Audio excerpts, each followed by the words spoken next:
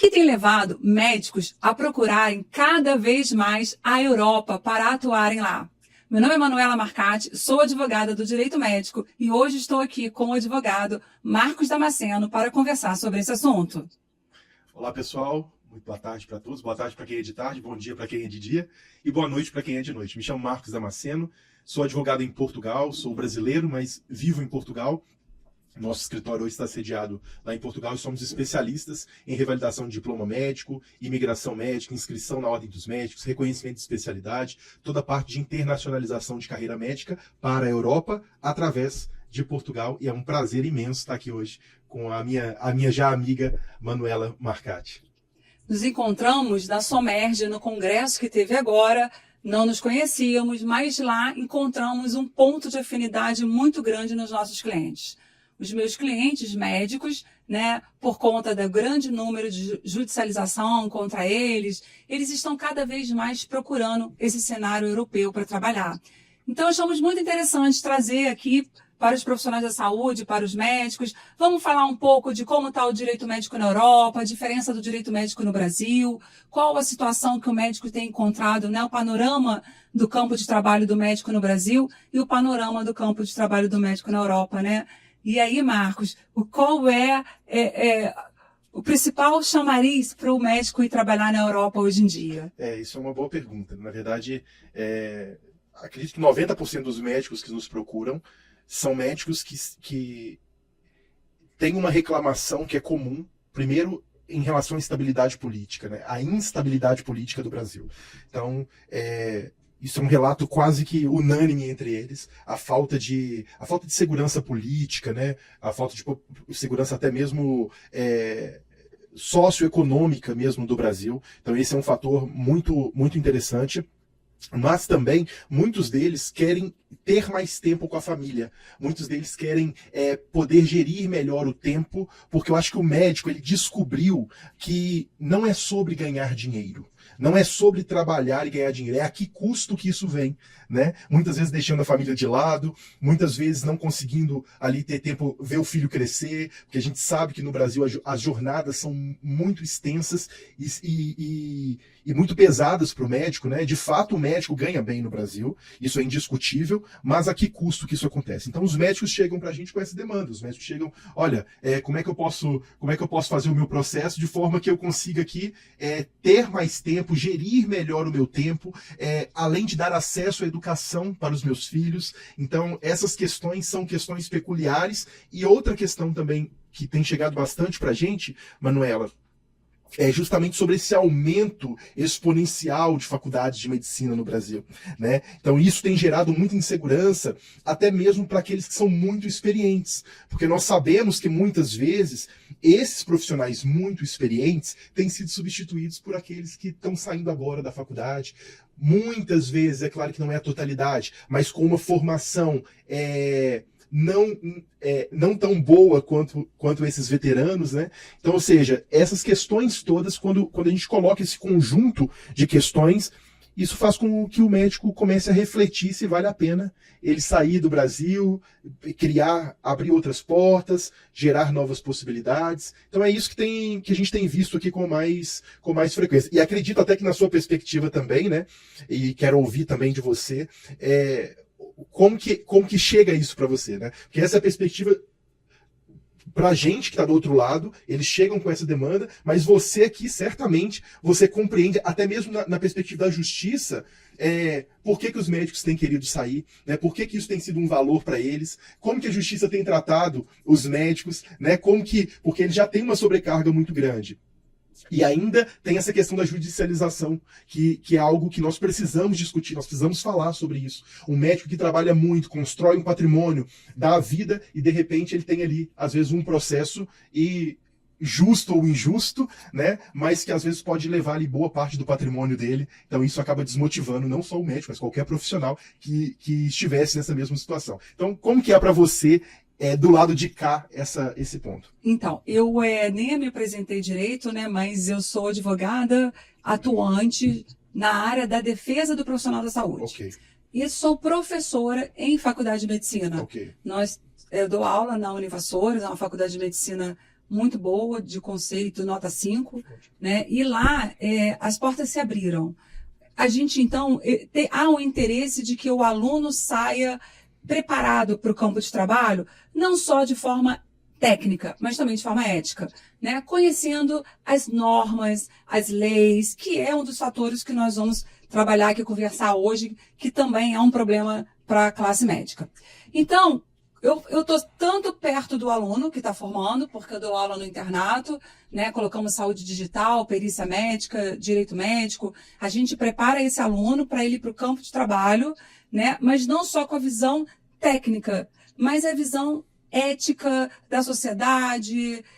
E também atuo prevenindo, colocando o médico, né, com a documentação necessária. E aí essa documentação, ela vai garantir que o médico não vai receber um processo? Não, mas ela vai me ajudar a fazer a defesa do médico caso haja um processo. Sem contar que o próprio advogado, quando ele está pelo paciente e ele verifica que aquele médico ele está bem documentado, o colega advogado vai falar com o paciente, olha, as nossas chances são menores, o médico estava preparado, ele tem documentação, né? E isso ajuda muito. Mas não é só esse quadro da falta da adequação jurídica que tem levado os médicos a encontrarem, né, um caminho mais tortuoso no Brasil. Mas nós temos aqui no Brasil, você falou muito bem, né? Falta de qualidade de vida. O médico ganha bem? Eu não sei. Será? São 24 horas intensas dentro de plantões. Verdade. Porque o médico que sai da faculdade, a primeira porta, o primeiro caminho que ele vê é o plantão, né? Poucos são os médicos mais visionários que enxergam outros caminhos. Então, acabou de formar, você vai buscar o plantão. No Brasil, esses plantões, eles hoje são considerados pejotizados. O que é isso? Não se pagam mais no CPF do médico, então o médico tem que abrir uma empresa. E sabe, no Brasil, empregado é quem tem subordinação, habitualidade, onerosidade e é uma pessoa física, né? Quando ele abre uma pessoa jurídica, ele deixou de ser uma pessoa física, perdeu totalmente qualquer vínculo trabalhista. Então, se você ficou doente, você não tem direito à licença. Você tem que pagar alguém porque a sua empresa é a contratada daquele hospital. Você não tem mais direito a ficar doente no Brasil. Verdade. Você não tem direito, você trabalha 24 horas dentro de hospitais, salas, muitos pacientes, porque existe sim uma questão da gestão pública. Antes nós tínhamos 6 médicos, hoje reduziram para 2 médicos por plantões. Então aquele médico que está ali hoje, ele está forçado a trabalhar sem escala de trabalho. Sobrecarregadíssimo. Doutor Marcos, se a sua mãe entrar no final de um plantão de um médico que ficou acordado 24 horas, o senhor vai gostar que a sua mãe seja operada por ele? É verdade, verdade. A falta de descanso do médico também colabora para que ele não tome as medidas adequadas. Ele está cansado. Verdade. Quem trabalha 24 horas e não fica cansado? Então, assim, primeira questão que eu vejo no Brasil é que o médico não ganha bem. Isso é um mito. No Brasil, o médico trabalha muito, exageradamente. Sai de um plantão de 24, pega um plantão de 12, entra num consultório, né? Então, a sobrecarga de trabalho é muito grande. Nós não temos mais uma sociedade médica com padrões altíssimos de valores. Isso não existe mais no Brasil. Eu acho que isso também leva muitos médicos a buscarem trabalhar na Europa, né? Essa questão de que é um mito hoje, o Brasil paga bem para médico. Não tem isso. E o próprio custo, né, Manuela, esse custo de vida no Brasil, eu posso dizer porque eu vivi aqui, hoje vivo lá, mas quando eu venho aqui sempre estou assustado, né, com o custo de vida aqui. E custo de vida também é um dos fatores que muitos médicos buscam a Europa, porque querendo ou não, você tem, além de você ter uma moeda muito forte, né, você tem países ali que você tem um custo de vida muito, muito baixo e você consegue viver muito melhor pagando muito menos. Então, é muito comum os médicos chegarem pra gente e falar, olha, você sabe quanto que eu pago de plano de saúde?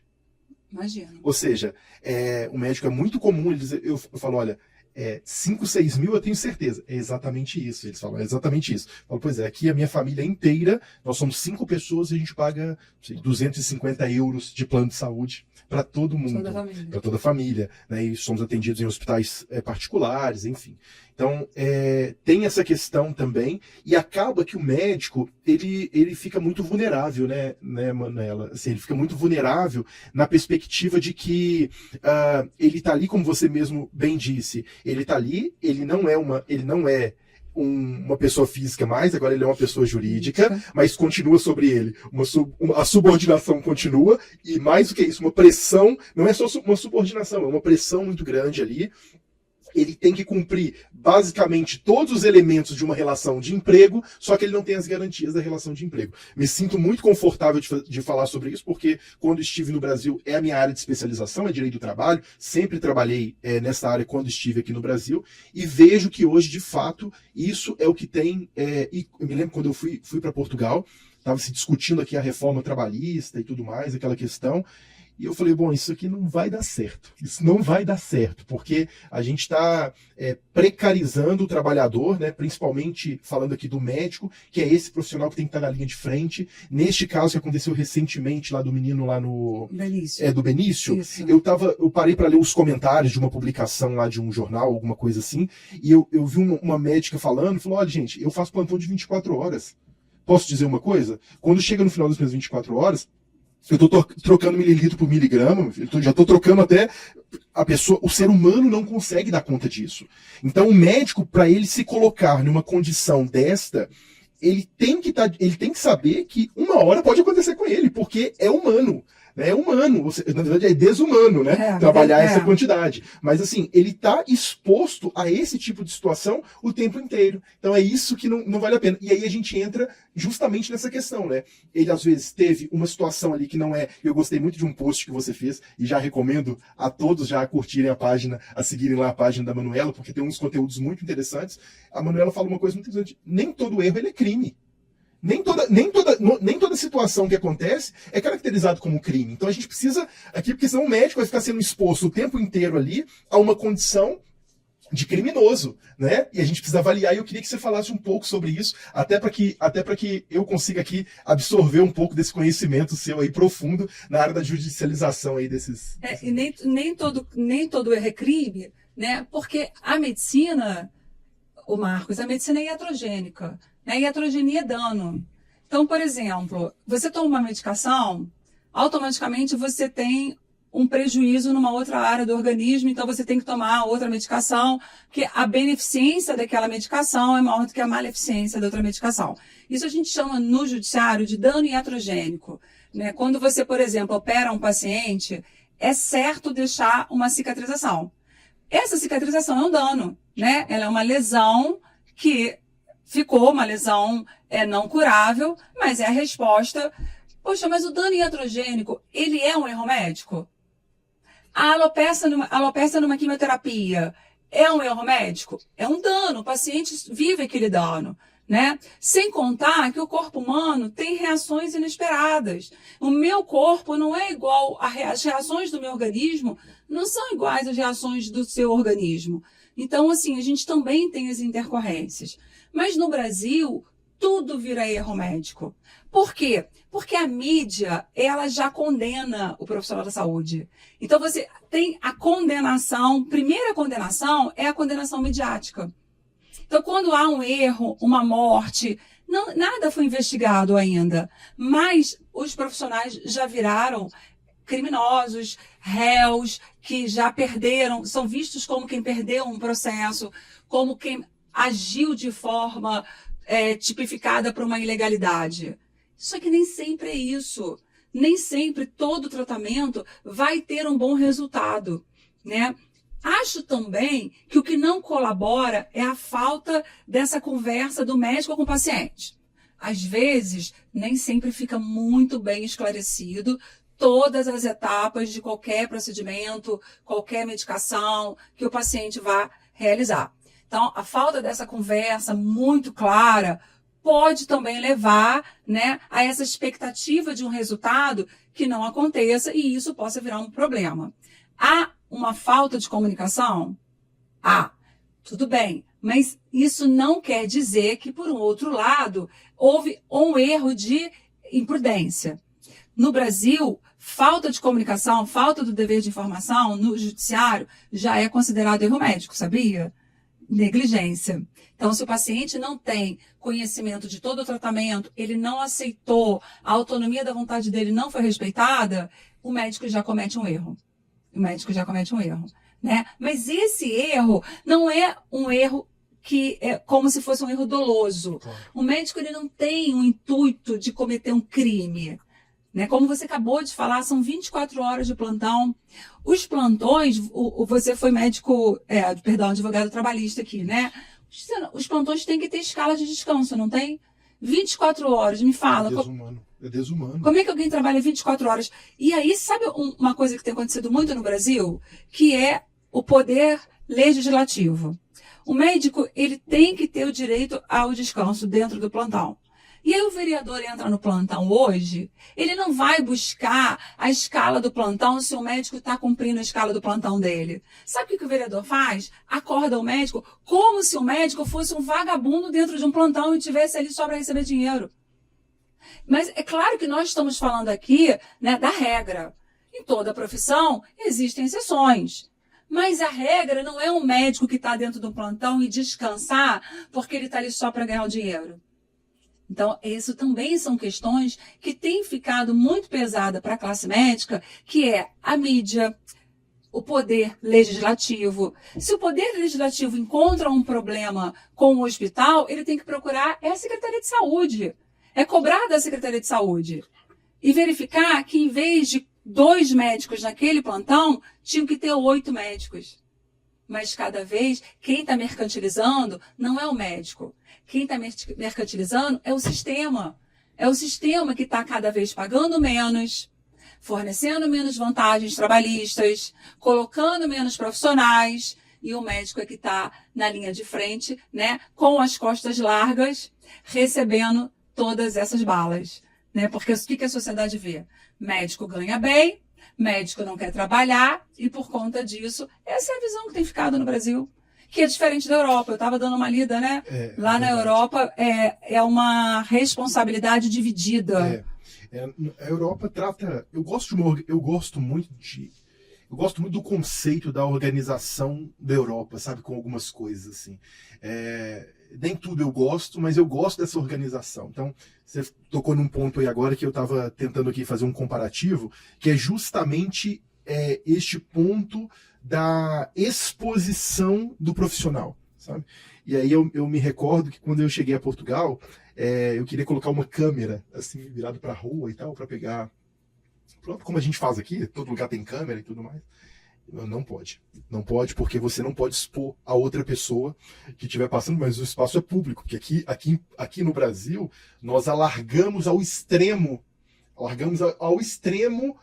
o direito, nós violamos ao extremo o direito à intimidade da pessoa, né? Ou da vida privada, nós alargamos ao extremo. Então hoje tudo é mostrado, ou seja, hoje não tem consentimento. Eu vejo as pessoas aqui com uma câmera chegando dentro de um lugar para reivindicar um direito de consumidor e com a câmera expondo um trabalhador que está trabalhando paciente ali, ou seja, médico. Paciente filmando médico, sem sem autorização conhecimento. do médico. Né? E as coisas vão caminhando dessa forma. E eu penso assim, isso é algo que é impensável hoje. No ambiente que nós vivemos, eu vivo em Portugal, isso é impensável. Por muito menos, você entra no hospital, você quer fazer um vídeo ali do hospital para mostrar algumas coisas, as pessoas já ficam assim, as pessoas não estão habituadas, porque aquilo é uma violência para eles, sabe? Então, imagina, primeiro que não se tem plantão de 24 horas. Essa desumanidade, essa desumanidade, isso é daqui. São 12 horas, né? 12 horas de plantão, o médico vai, e é muito, 12 horas trabalhando é muito, mas é uma carga digna, é uma carga que o médico consegue controlar, voltar para casa e ter uma vida normal, né? Agora, ainda que tivesse 24 horas de plantão, ainda que isso fosse possível, eu não consigo imaginar o cenário de uma pessoa entrando numa sala em que o médico está descansando e filmar ele e expor ele. Por muito menos isso dá para... Gente, isso aí é inadmissível na Europa. Então, Isso aqui isso aqui parte do poder legislativo. são vereadores, né, que deveriam estar fiscalizando, sim, mas através do Poder Executivo da Secretaria de Saúde, né, verificando que existem poucos médicos para atender aquela comunidade, né? Então, se tem uma comunidade, um bairro, um município de tantos pacientes, ele não vai verificar quantos médicos deveriam ter naquela escala. Ele vai ali e acorda o médico. É verdade. Eu te interrompi, desculpa. Não, eu estou pensando justamente isso. Assim, nós temos, na Europa, nós temos essas garantias, né? Eu acho que essas garantias são mais visíveis, assim, porque o que eu percebo no Brasil, e falo isso com muita tranquilidade, porque advoguei aqui também, tem muita insegurança jurídica, sabe? Assim, tem muita insegurança porque a gente não sabe o direito à intimidade, ele vai até que ponto, sabe? O direito à vida privada, ele vai até que ponto. E aí, quando nós temos na balança dois, e esse foi o tema do meu mestrado, né? Quando nós temos ali dois direitos fundamentais em colisão, né? Qual que a gente vai sobrepor? Então, o médico é um trabalhador. Sim. Ele tem direito à intimidade, à vida privada, ele tem direito à imagem dele ali, ele tem direito a um trabalho digno, um trabalho seguro, não ser exposto. Por outro lado, o paciente ele tem direito a ser atendido, ele está ali numa situação de vulnerabilidade, porque ele está, né, às vezes, numa situação, eu falo da perspectiva do paciente, não falo nem o poder público nem se discute isso, porque, na minha opinião, isso é inadmissível. Né? O próprio legislativo entrar para fazer isso, para mim, isso é inadmissível. Embora eles tenham poder de fiscalização, mas isso não pode ultrapassar a qualquer direito fundamental, isso não pode sobrepor. Então, nós temos aqui dois direitos fundamentais que estão em colisão. Como é que nós vamos equilibrar essa balança? Nós temos um autor lá na Alemanha, eu me esqueci o nome dele agora, mas esse autor ele fala sobre uma fórmula, né, que a gente pode utilizar, que é uma fórmula matemática mesmo, para sobressair um determinado direito em relação a outro, e é o que a Europa utiliza hoje com muita frequência, é esse raciocínio para quando tem colisão de direitos fundamentais. Mas aqui o que eu quero dizer é, a gente não consegue saber o que vai sobrepor. Por quê? Porque um juiz vai sobrepor o direito à intimidade, o outro juiz vai sobrepor o direito ao paciente, e aí essa insegurança jurídica faz com que o médico ele saia da casa dele, ele não sabe, ele não tem certeza, ele não consegue ter o mínimo de garantia se ele vai voltar para casa. Primeiro vivo. Primeiro vivo. Tá? Depois, se ele vai voltar para casa com algum processo judicial. Por alguma coisa que ele fez, por alguma palavra que ele proferiu, por alguma conversa, como você mesmo falou, por alguma comunicação, né, que teve ali naquele ambiente ali. Então, ou seja, essa insegurança, ela vai minando com o médico. Né? Então, é uma sobrecarga de trabalho, uma falta de segurança jurídica, uma instabilidade. A gente vê o Conselho Federal de Medicina, a ANB mesmo, tentando lutar aqui pelos médicos, tentando resguardar, né, a dignidade do médico, mas, por outro lado, tem toda uma sociedade contra esse profissional que sai de casa para salvar pessoas todos os dias. É verdade. E assim, lembrando que no Brasil, né, o médico ele tem várias responsabilidades que são verificadas. A responsabilidade civil, e aqui no Brasil nós temos uma lei chamada Código de Defesa do Consumidor. E o médico hoje, ele responde pelo Código de Defesa do Consumidor como um prestador de serviços, o que já colocou o médico numa situação vulnerável muito grande. Né? Então, civilmente, o médico tem culpa presumida. Ou seja, o médico tem que fazer a prova de que ele não errou. A inversão do ônus da prova. A inversão do ônus da prova. É o que não acontece conosco, né? Com os advogados não tá ali no âmbito do Código de Defesa do Consumidor, que foi uma grande conquista, né? Porque... Nossa, que os Conselhos Federais de Medicina, o Conselho Federal de Medicina, os Conselhos Regionais não se preocuparam com isso ainda. Né? Então, como pode o médico estar como mero prestador de serviço? É complicado isso. Então, civilmente, ele tem uma culpa presumida. Mas uma coisa que eu percebo que a sociedade não entende, os próprios médicos, e aí eu vou até fazer assim, a minha crítica ao Conselho de Ética, o médico, na esfera penal e na esfera ética, ele não tem culpa presumida. Não tem culpa presumida. O Código de Ética Médica traz que o médico não tem culpa presumida. Na esfera penal, ele não tem culpa presumida. Então, na falta da materialidade, o médico não pode ser condenado. O que eu observo aqui, e vou deixar aqui a minha crítica, né? Quando a gente fala de uma esfera penal, a gente entende que os julgadores sabem disso, entendem disso, então não é o maior problema. Mas na esfera ética, os julgadores são médicos. E os médicos, falta a eles um pouco desse conhecimento. Então, eu vejo nos conselhos de ética médica processos que faltou materialidade, mas por um clamor social, o médico está sendo condenado, né? Então, ou seja, se não há culpa presumida, se não há materialidade, se o próprio Código de Ética Médica fala isso, na dúvida, né, em dúbio, pro réu, mas o Conselho de Classe não tem feito isso. Ele não tem travado essa luta pelo médico. Se há um problema midiático, eles não investigam e já estão condenando o médico, né? E isso não é bom. Isso tem que ser mudado. Há necessidade dos conselhos entenderem isso. Médico só pode responder processo ele vai responder desde que haja uma sindicância. Mas o médico ele só pode passar por uma medida cautelar de suspensão de carteira ou perder um processo ético se houver comprovadamente a materialidade. Sabe o que está acontecendo com a medicina no Brasil? O que infelizmente já aconteceu, né, com a classe dos professores.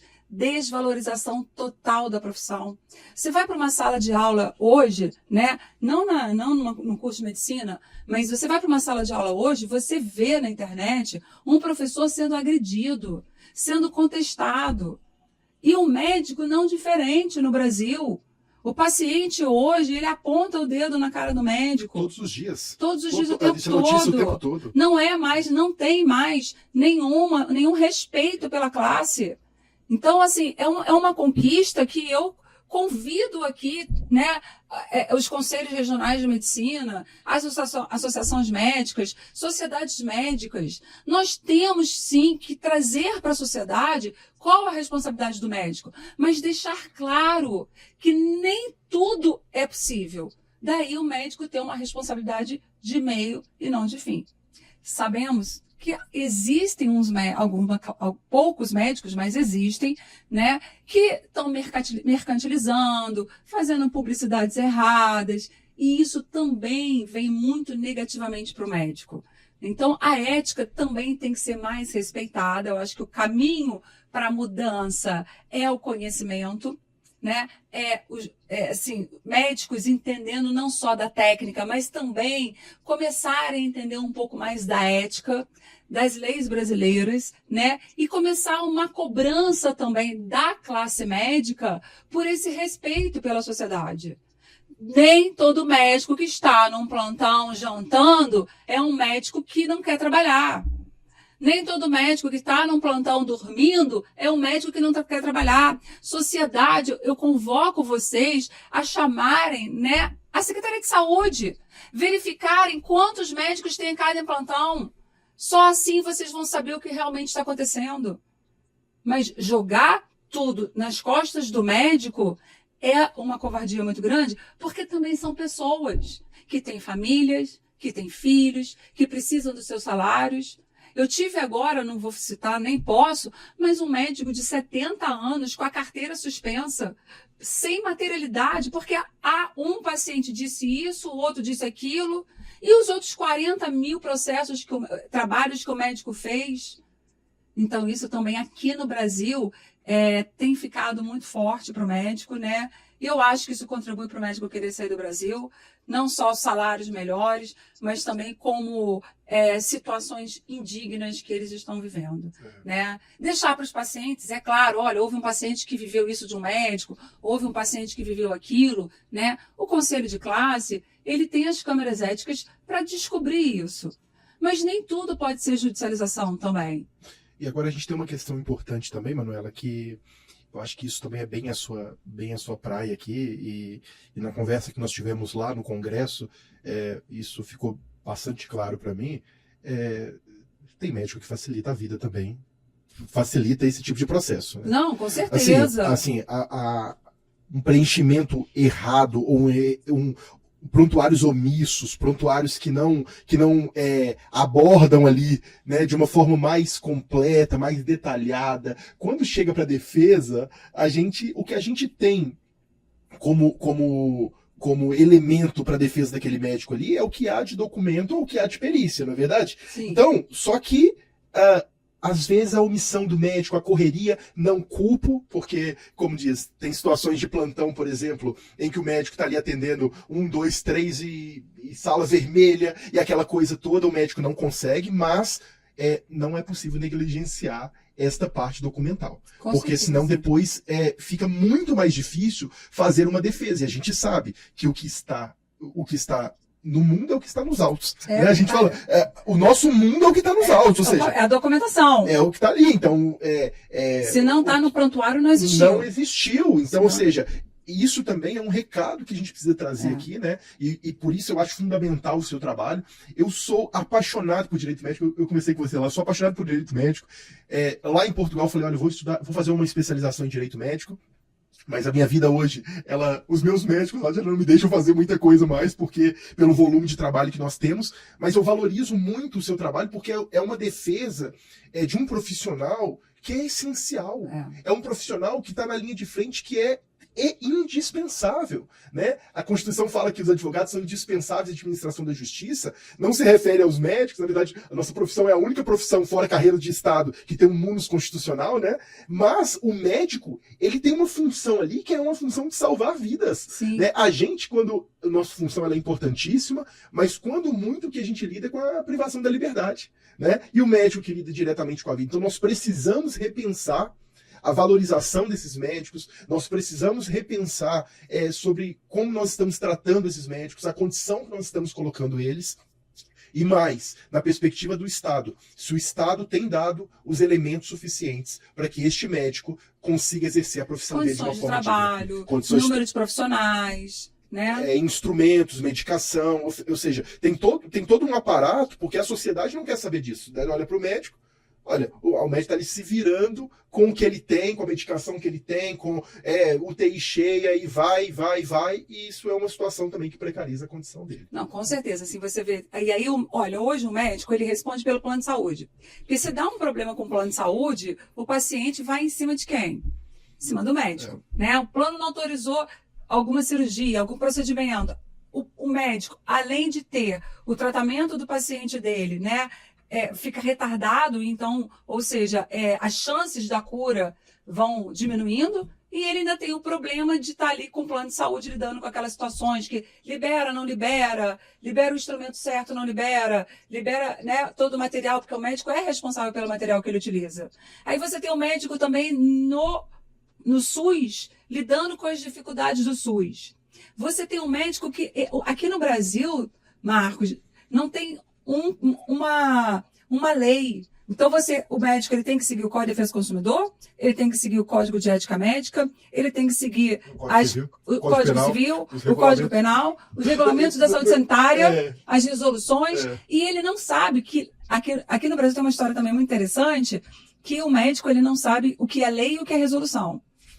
Então, ele não... norma. É norma. Né? Então, quando que uma lei sobressai uma resolução? Né? Então, é tudo isso aí que dificulta muito. Eu acho que eu estou vendo que o nosso tempo está começando a esgotar, e eu queria que você deixasse muito para a gente aqui, que é muito importante, né? Realmente, muitos médicos brasileiros, acadêmicos que estão saindo da faculdade, têm muita vontade de ir para a Europa, né? Eu já estou querendo ver para os meus filhos também a possibilidade de irem. Então, eu queria que você deixasse para a gente o que você pode deixar de como que funciona essa regularização, quais são os primeiros passos, né, para os médicos começarem a se organizar para ir para a Europa, enquanto a gente não resolve as questões aqui do Brasil com a medicina. Exato. Né? A primeira questão importante disso é que muitos dos nossos clientes, eles fazem um processo de revalidação de diploma e não necessariamente eles saem do Brasil. Tá? Não é uma obrigatoriedade. Às vezes a pessoa quer criar uma nova oportunidade no mercado internacional, mas ele ainda continua aqui por questões diversas. Essa é a primeira questão. Mas o médico, quando ele resolve, olha, eu quero mesmo sair, né, eu quero mesmo ir para a Europa, ele primeiro, via de regra, ele precisa passar por um processo. Esse processo inclui 3 fases.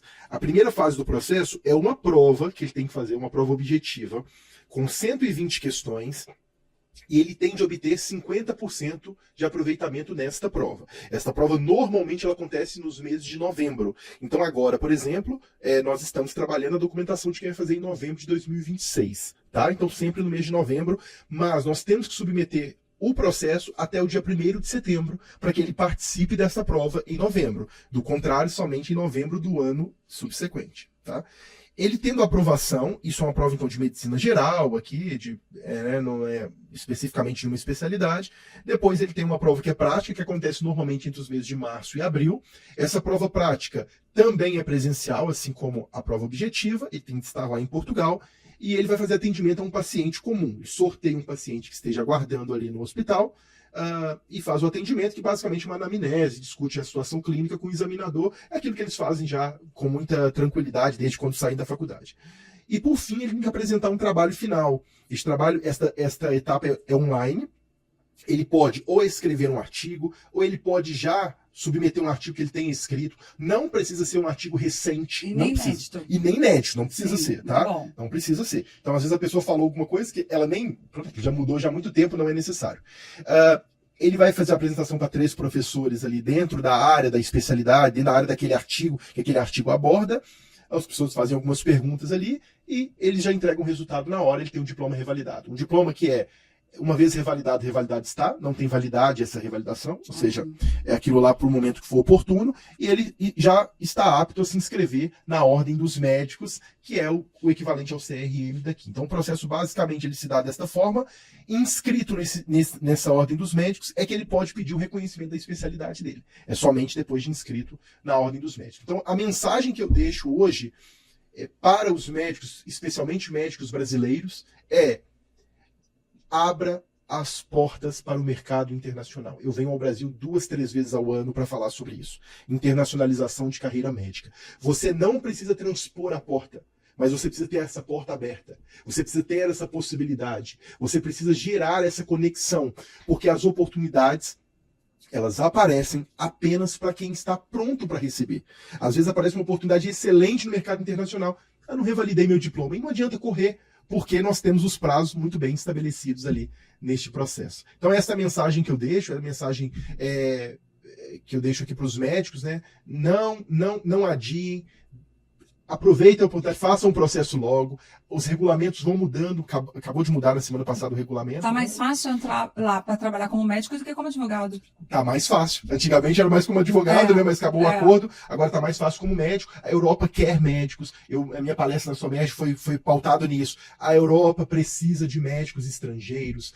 A Europa quer médicos estrangeiros, ela precisa dessa mão de obra qualificada. Os médicos brasileiros são bem vistos lá pelo conhecimento técnico, pela capacidade que esses médicos têm valorizados de gerir problemas, de problemas complexos. Então, essa porta está aberta e os médicos têm que aproveitar para entrar. Eu quero também convidar também a Manuela, também, por favor, né, não só a nos visitar lá em Portugal, que será um prazer. Acho que o direito médico em Portugal é um bebê, né, que está nascendo agora. E também o que você pode falar aí também para as pessoas, tanto para os médicos que estão aqui, né? Quanto... Antes de terminar, deixa eu só até para você deixar para a gente, é claro que você não vai falar um valor específico, mas as pessoas têm uma ilusão, assim, um pensamento de que isso é muito caro, fazer tudo isso, que são muitas taxas, né? Principalmente quem acabou de formar. Eu conversei já com alguns alunos e eles falaram: professora, mas será que isso é muito caro? Não é. E nós temos basicamente, claro, eu vou falar aqui, fora a questão da nossa assessoria, tá? Sim, claro. Em si, porque a pessoa pode fazer o processo dela. O trabalho do advogado, a pessoa só não pode fazer se for na justiça em que seja necessário o advogado, mas a assessoria ele pode fazer por si só. É claro que ele tem mais segurança quando um profissional faz por ele, né? Seguro, mas muito mais certo. Este processo hoje, a despesa alta que ele vai ter, a não ser o deslocamento para fazer a prova, ele tem uma taxa hoje, que é uma taxa que é paga para a universidade, que custa 1.550 euros. Na faixa de 1.500 euros depende um pouco de faculdade para faculdade. Fora isso, ele vai ter que fazer a parte de cartório desses documentos. Então, ou seja, é um processo que hoje, com a nossa assessoria hoje, tudo completo ali, taxas e tudo mais, é um processo que ficaria aí na casa de uns 3.500 euros, no máximo 4.000 euros. Ou seja, nada impossível. Absolutamente. Né? Isso pode ser parcelado, isso pode... Pra você ter uma vantagem dessa profissional. É uma vantagem profissional, né? Absolutamente. É um processo que um mês de trabalho, esse falou um mês de trabalho na Europa, você tá pago. Já recuperou. Você já recuperou. Né? E em relação ao direito médico, né?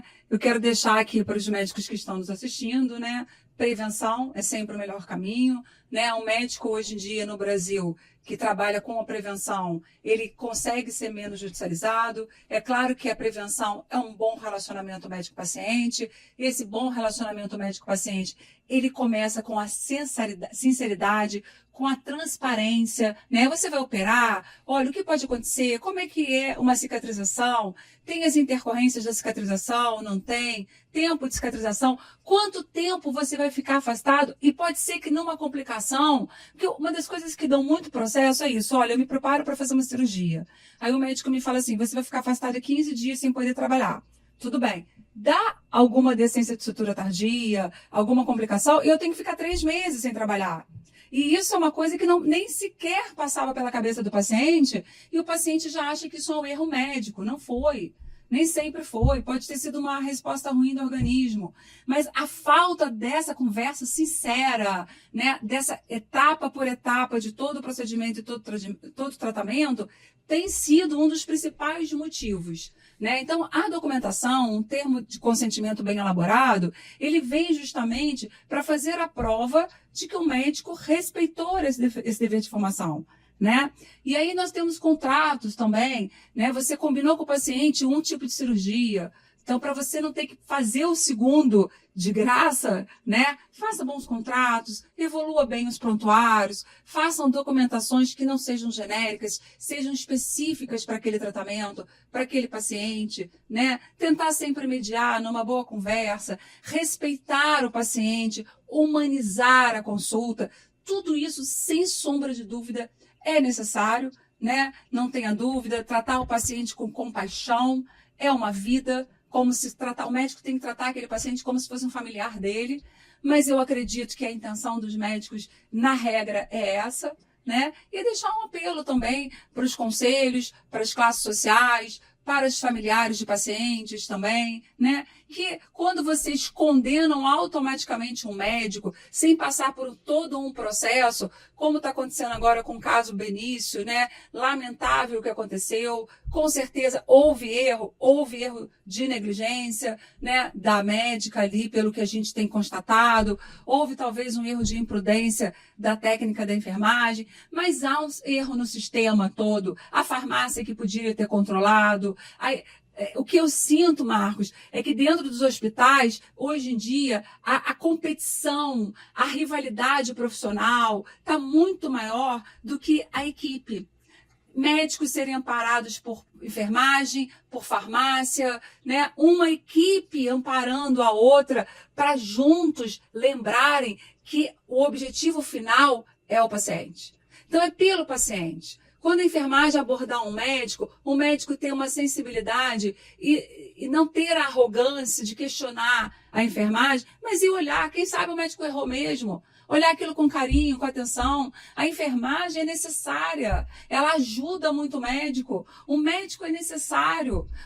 A farmácia que vai liberar, né? E, claro, os hospitais que respondem de forma objetiva, respondem somente com dano, independente da culpa, se estruturarem melhor, buscarem também qualificar melhor os seus profissionais, né? Apoiar os médicos recém-formados que estão chegando nos primeiros plantões, né? Dar aquele apoio técnico, os recém-formados estarem sempre trocando plantão com uma pessoa que tem mais tempo de trabalho ali. Então, acho que todo esse olhar humanizado, né, para cada um com a sua formação acadêmica, com a sua função, né, com certeza quem vai ganhar é a sociedade, e a gente pode evitar, sim, que outras crianças, outras famílias, como o menino Benício, que nos deixou tão precocemente, né, não sofram, não tenham o mesmo fim.